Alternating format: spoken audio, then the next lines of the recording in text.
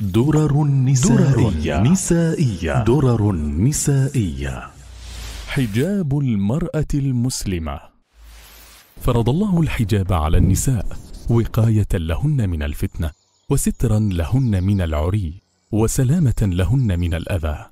يقول الله تعالى: يا أيها النبي قل لأزواجك وبناتك ونساء المؤمنين يدنين عليهن من جلابيبهن.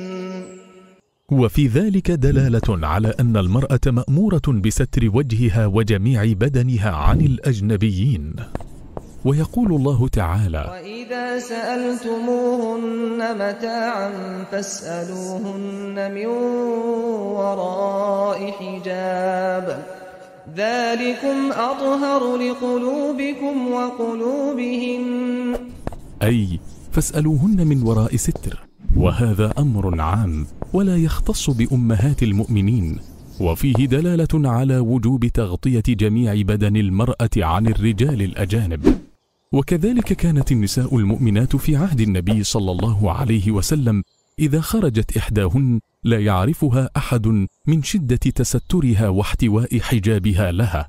فعن عائشة رضي الله عنها قالت: لقد كان رسول الله صلى الله عليه وسلم يصلي الفجر فيشهد معه نساء من المؤمنات متلفعات في مروطهن، ثم يرجعن إلى بيوتهن ما يعرفهن أحد.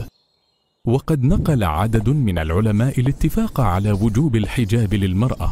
قال ابن حجر العسقلاني: ولم تزل عادة النساء قديما وحديثا يسترن وجوههن عن الأجانب.